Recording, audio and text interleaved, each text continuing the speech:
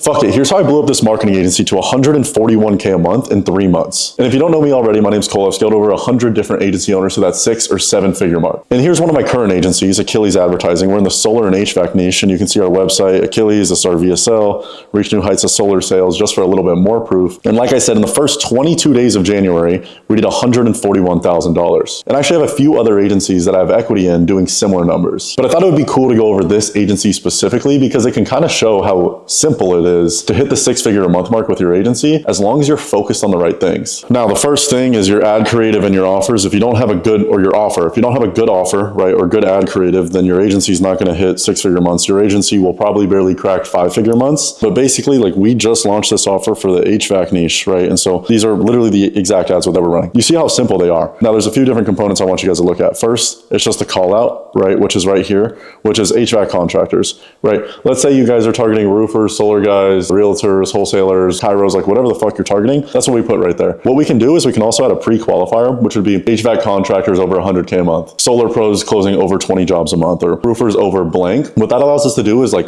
raise the bar of like the quality of people that we're getting through the front end funnel. Now, in our case, we didn't really care. We weren't looking for the top dudes. We were just looking to get this offer to market and see how it performed. But like, if you're having an issue with lead quality, right, and the leads that you're getting, like they're broke, they don't want to pay ad spend, something like that, like I would suggest adding that to your offer. That's something called adding a floor to your offer, which is basically like making sure we're only getting qualified people through the door. Something that I want you guys to keep in mind. When I was in solar and I was trying to get solar guys that had an income of 10K a month, I would start calling out solar pros over 10K a month. But when I was doing that, I was getting people at 5 still. First off, you're going to get people that come down at 5 because people are going to click on it anyway. What you should be doing, let's say you want 10, I would go anchored at 30. If you're a solar pro closing, like if you're a solar pro over 30K a month, we need to aim up here and we're trying to get down here, right? Because it's for some reason, we've just seen with the ads we ran, but like people that are at 10K a month think they should be at 30 because they think they're that smart. So they're like, I'm pretty much at 30. But that's the first thing. Every ad that you have needs a call out unless you've spent like 300 grand on your ad account, just going after fucking HVAC guys, then your ad account's going to be trained, right? So you're not going to need a call out that bad. But other than that, like all we put on the ad is the offer. People see these ads, are like, well, Cole, that probably took you 3 seconds to make in Canva. Well, motherfucker, it did. And it's that easy. Like it's not some fucking super complicated thing to make the actual creative itself. Like the offer, especially in the niches that you guys are in and that we're in with the markets that we're going after, they're not super sophisticated. They're not super smart guys who are like know what VSLs are and like they're not aware of what's going on. That's why I want you guys to think of it like all we need is a good offer. So the reason why we scaled so fast is our offer. So what I used to like when I would scale marketing agencies is I used to like just a red ocean market, which basically means like it's saturated. And like that's what I have down here. So it's like would be niches like HVAC or like solar or like roofing or like Cairo. But now I don't, right? Because there's been so many people blasting crazy offers in those niches that like it's hard, right? So like when you're running an agency, if you want to like experience the scale that you want to experience, like and go from 0 to 30, 50, 100K a month in a short period of time, you're going to have to be new. Are you going to be new in your niche that you're in right now that's saturated with a new offer, which is what we did? Or are you going to go find a new niche, right? That's blue ocean. The thing I want you guys to keep in mind is you really only need 30, 40 clients to be hitting 100K a month. So like you can hit 100K months in pretty much any niche. You can find 40 people doing anything. You can find 40 fucking dog walkers or dry cleaners. Like it's really not that big of a deal, like how many people are there, but like you have to be new and you have to be better. It's just like, is it going to be quote unquote easier to be better in your niche with all that competition? Or is it going to be easier to find a niche that no one knows about? Now, both of them are hard, not either of them are easy, but this is an offer that we came up with and I can't believe I'm giving you guys this for free. Now, it's a pay per appointment offer, right? Pay per appointment. I know you guys are thinking like, I've heard of pay per appointment. Yep, you have, but our offer was no ad spend. It was no ad spend, no retainers, right? No reoccurring fees. And then there was the $200 per shown and qualified change out and replacement appointment. $200 flat fee per appointment. We sell appointment packages. We don't sell them after the appointment. You prepay the appointments, right? So these ads fucking demolished. Like I know that a lot of you guys probably see pay per close ads in your niche. These have been working better than pay per close ads, right? Getting cheaper results. Now the caveat is, can you actually deliver on the promise that you're saying on the front end? Now I know you're probably thinking, Cole, oh, so you're probably just collecting their ad spend and then you're just spending it on ads on your account. No, we had a call center. What I want you guys to think about is like all these big SaaS companies, or even like the top HVAC companies, the top solar companies, the top real estate agents, the top wholesalers, the top even chiropractors, they all cold call, right? Whether they're aged leads, whether they're cold leads, like they all make cold dials. Now we just did that on their behalf. So we just, instead of running their ads because we were getting awful results with HVAC and solar with ads, this is what we decided to do. We got way better results. We got way cheaper results on our like front end and our back end. And so we could obviously put on these ads, only pay per appointment, no ad spend, same day's results, 100 appointments a month. And sometimes we even have had clients paying us up to 20 grand a month if we've been delivering that many appointments. The fulfillment's just way better. What I want you guys to think about when you're talking about dropping your cost per acquisition with ads is the whole funnel and the whole marketing cycle as a whole.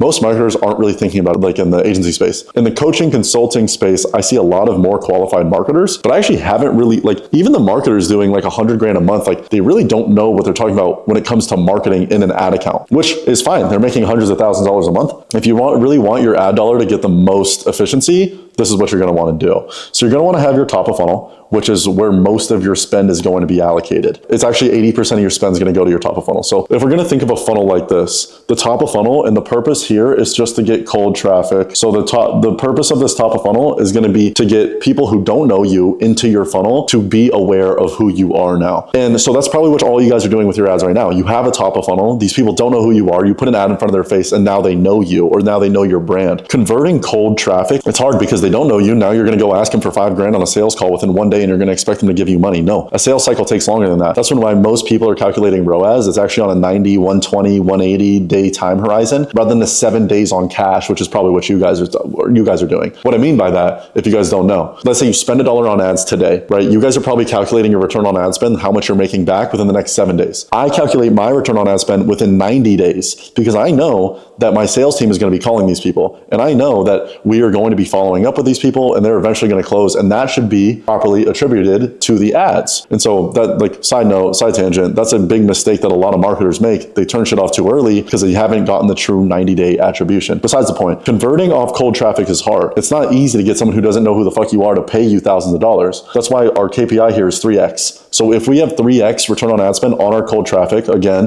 the ads you guys are probably running, the only ads right now, then that's good. But what we set up other than that is a middle of funnel and a bottom of funnel. And so if you guys think about how this funnel is set up and how I'm going to explain this, you guys are probably going to realize that you've been retargeted, maybe even by me in the past. Now you're going to be more conscious when you're getting marketed to. This middle of funnel, all it is just 1, value reels, or 2, testimonials. So let's say you see the ad that's like, oh, I'm going to get you qualified appointments and you only pay per appointment. After that, we're going to take their data, we're going to create a custom audience in Facebook, and we're going to remarket to those people, basically taking their data and getting them to see a different reel where it's basically going to be like, if you want to build out or if you want to book more appointments for your HVAC business, you can go do Google SEO ads like this, and you need to be showing up at the top, and this is how you can close properly, etc., etc. So that would just be a value reel. Or maybe this is how you're going to financially qualify your HVAC prospects before showing up to their home so you're not wasting their time. Or maybe something like that. And the next is just going to be either testimonials or case studies. So let's say it's just, obviously testimonials is like you and your client talking, or a case study would be like, here's how we took this one client from 5K a month to 300K a month in 90 days. So this is just going to remarket those people at the top of funnel, and they're going to be warmed up to maybe want to buy, right? And so the top of funnel is targeting those 3%. So when it comes to a market, there's 100% of the total addressable market, right? At the very bottom, I don't know why I'm using my hands. Let's use this iPad. At the very bottom percent, like down here, there's that 3% that's in market. That's called the direct response market, which basically means they are looking to buy something. They are in pain and they are solution aware that they need to buy something. And that's who you're targeting with your top of funnel. Hope you guys are staying with me.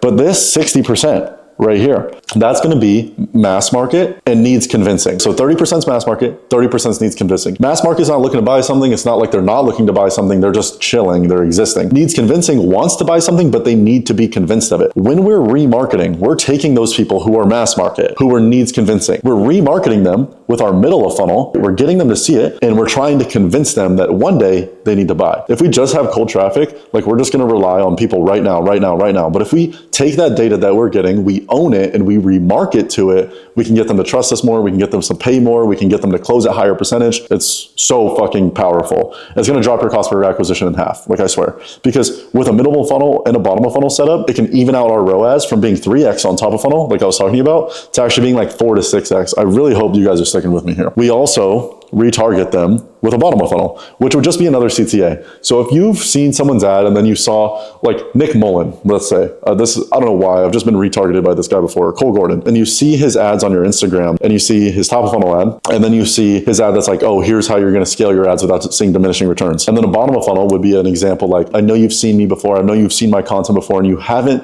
booked a call yet. And maybe it's because, and then you're addressing objections and then you ask them to book a call again, right? So they see this top of funnel, so your offer, a paper close, paper appointment, whatever. They see your middle funnel after, and then maybe they'll see your top of funnel again, or maybe they'll see your bottom of funnel. This whole funnel will basically play together and drop your cost per acquisition like sometimes in half on like a 90-day basis. So this is like a huge lever in profitability, not just closing more clients, but staying profitable. Now, let's say your total budget's going to be $300. Fuck, I keep using the eraser. Let's say your total budget on your ads is going to be $300. You're going to have to kind of reverse engineer what you want to spend. Let's say top of funnel, you spend $300. What you're going to do with middle of funnel and bottom of funnel is you're going to spend around 25% total. 20% to middle of funnel, 5% to bottom of funnel. You really don't need a lot of spend here because the audience is going to be so small. Top of funnel, you're trying to get all new people. Middle of funnel, you're getting those people who saw your shit and you're just kind of targeting them. So you don't need to spend a lot of money. Let's say you're even spending $50. I wouldn't even do this if you're spending less than $50, but let's say you're spending $50 on your top of funnel, right? And then at that point, you're going to spend $10 on your middle of funnel. And I guarantee you'll still see results, but like it's going to be $3 to $5 per reel. So if you need to spend $60 on your middle of funnel, you need 20 reels. If you're only going to spend $10, you only need 3 reels. And then bottom of funnel, just like 5%. 1 to 2 creatives. Now this is increasing show rates with ads, right? Not with your sales team or not with dialing, but with ads. First off, your middle of funnel is going to help. So that retargeting sequence is going to help. But another thing we can do is we can make a custom audience of people that book calls. So a custom audience, like a custom audience in GHL of people that book calls, and then we make an ad campaign like targeting that basically.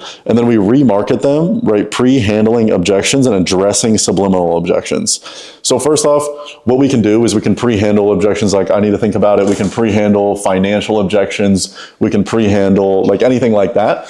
But more importantly, or when your prospect is going to book a call with you, they're going to have subliminal objections. Like let's say you were going to go buy a car and you were looking at let's just say a Tesla, right? And it's 20 grand and it's 5K cheaper than every other Tesla that you're seeing. You're going to have objections in your head. Why is it 5K cheaper? Is the title clean? What's wrong with the car? Is the mileage high? Are there rips in the interior? And so before there's actual objections on the sales call, there's going to be objections to even booking the call. If a client makes it through your whole ad or a prospect makes it through your whole ad, they see the whole sales process and they don't buy, they have an objection. Like obviously they're in pain enough to watch the whole ad. This is when we need to do a lot of market research and either talk to our clients or talk to somebody or talk to our prospects and be like, okay, what are you guys feeling? Like, and how can we address that in the marketing? But if we can put more reels and more content to their face right after they book a call, like let's say they book a call today, right? Today is when they booked the call and then their call is in 48 hours. That's typically the amount of time that you want to have in between that is just that 48 hours. And ideally we want them to be seeing 10 more reels. The more content that they consume, the more they're going to be willing to pay, the higher the close rate's going to be, the higher the show rate's going to be. We can manufacture almost like an organic type of content approach with paid advertising if we do it like this. We all know that organic leads are the best, like ones that come from organic because they know you, they like you, they trust you. Manufacture that with paid ads, that's when we can fucking crank. So that's how you're going to set that up. 3 to 5 per reel. Right? Just like the middle of the funnel, doesn't take that much spend. And it works better if you have a face or a brand, like a face behind it doesn't work that well if you just have fucking photos because they're not going to remember, be like, oh, like I saw this photo of this brand, right? And so if you want to run your face or you have a UGC actor's face or something like that, it's going to work a lot better. Now, here's some different ad strategies that I have seen and that I have personally ran to hit $100,000 months, depending on the industry, depending on the niche and things like that. Now, number 1, lead forms. You guys have probably heard of lead forms. It's the most simple way to get ads up. That's why I do like it. It takes 3 seconds, pretty easy integrations with GHL. Something I'm seeing people doing wrong with lead forms is not having conditional logic on there, right? So conditional logic is an option to make it so they basically get asked to survey prior, and if they don't answer the survey in the way that you want them to, they don't have to come in as a lead. Let's say we ask them, how many deals are you closing a month? Because we're seeing unqualified people come through the door, right? So we say, how many deals are you closing a month? We would be disqualifying people that are closing between 0 to 5 because we know they're not a good fit for our service. The problem is if we let them come through, Facebook was literally valued at $1 trillion at one point. They are way smarter than us. Fucking Facebook's way smarter than me. And so Facebook, they make 90% of their revenue off ads. And so they're going to try and get you the best people from the ads. If they see a person that's converting, that's doing between 0 to 5 deals a month, 0 to 5 deals a month, 0 to 5 deals a month, it's going to keep feeding it to that type of audience. So you're training a kid, you're training Facebook to do something wrong. You're literally like, your fucking kid is, your dog is eating your fucking foot, and you're just like, oh yeah, that's chill. Just do that. Like, no. Like, if you are running lead forms right now, biggest tactical take out of this video is literally just stop, put a fucking conditional logic on, or else your ad account's going to get fucked. But some pros to that is they're cheap because they're autofill. People just click on the lead form and their information's already in there. They just click submit. But because of that, they're low intent. So pickup rates are going to be low. A lot of the times they're not even going to remember opting in. If you're experiencing that issue, that's probably because it's a lead form, and it relies heavily on the sales team, or on you, or on sales. Because let's say, like, we're going to get way more leads in than we would with any other types of funnels, because again, it's going to be an autofill. But because of that, our dialers are really going to have to be calling within 2-3 minutes and making sure that, like, we're really on top of these leads that are coming in. Next, going to be an opt-in to a VSL to an application. Now, an application page, and now the lead form is obviously going to go to an application after, but the application page is basically going to be a book call. I'm not a fan of opt-in, to be honest, not on a landing page. If you're going to do a landing page, I wouldn't do an opt-in. I'd just do straight to VSL application, straight to VSL book a call,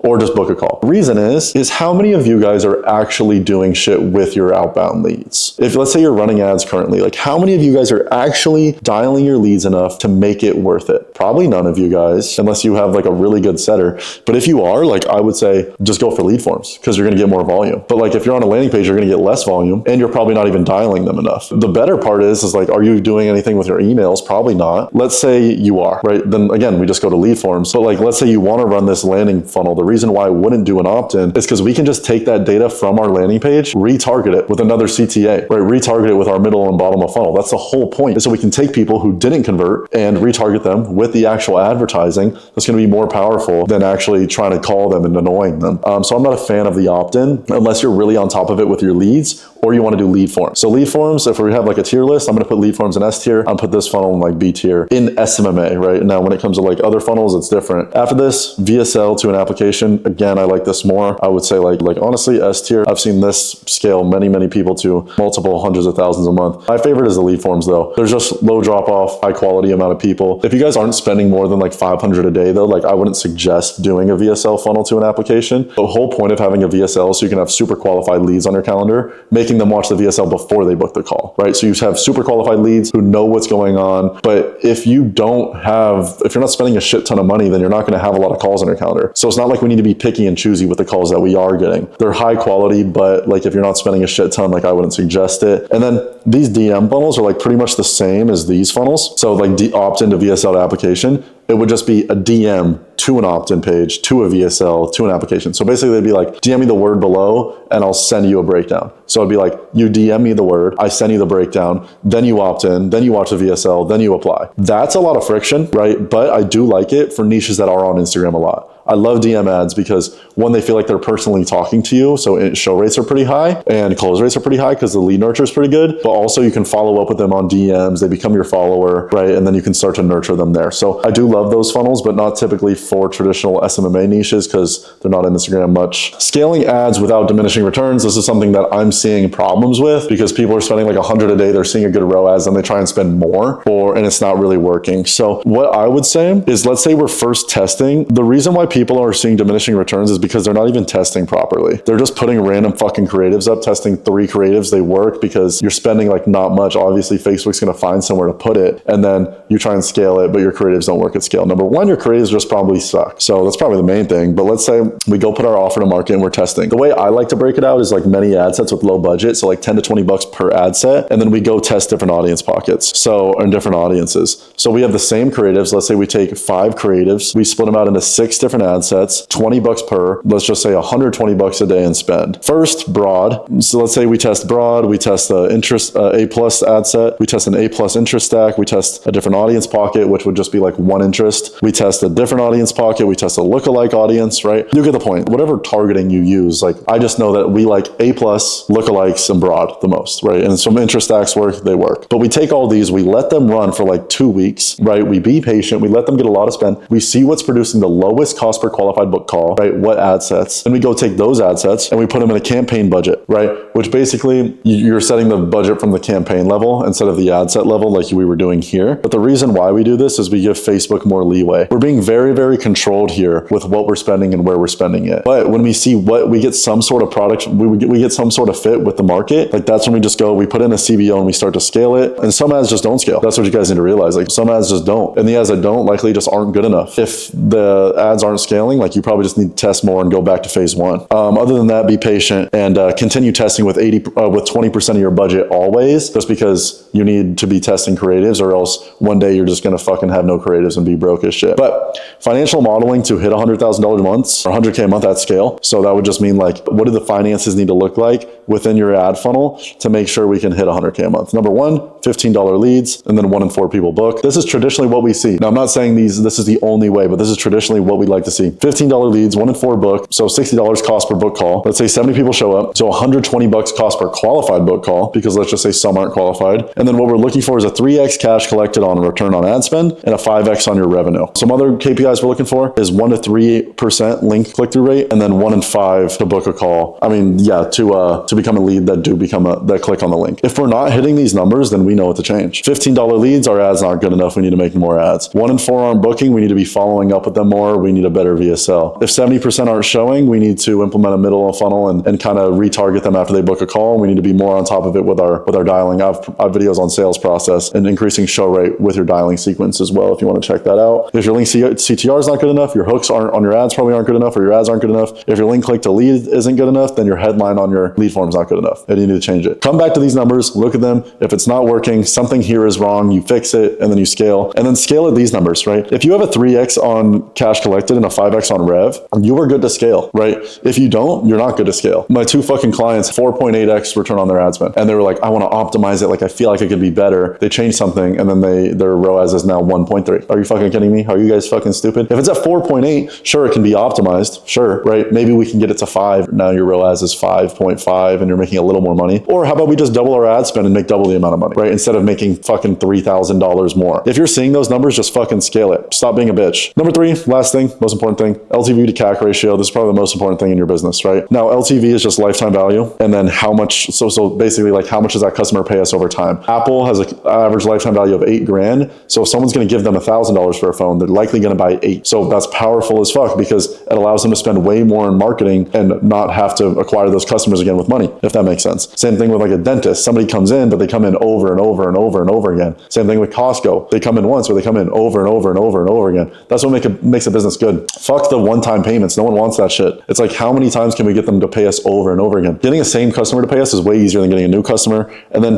CAC is basically what's the cost to acquire a customer. So what's the ratio between how much we make per customer versus how much it costs us to get them? If we can get 1 in 6, we're going to be extremely profitable. Meaning that if every dollar we spend on marketing, we make $6 in LTV, so lifetime value, that's where we're going to make a fuck ton of money. So if you're there, do the numbers. If you're there, please just spend more money. Please, please, please. But the problem is most people have a bad product, and so their LTV is low, so they're not able to spend a lot of money to acquire a client. The name of the game in the agency space is how can we get 20 clients to pay us anywhere from 3 to 10K a month, and that's how we hit 50 to 100K months. Like, that's it. And so good product, spend more on ads, good ads, that's it. And so I know this video is a little more high level than the ones I usually post, but I appreciate y'all for tuning in. Hit subscribe if I'm providing you value. I appreciate you guys, and I'll catch you guys in the next one.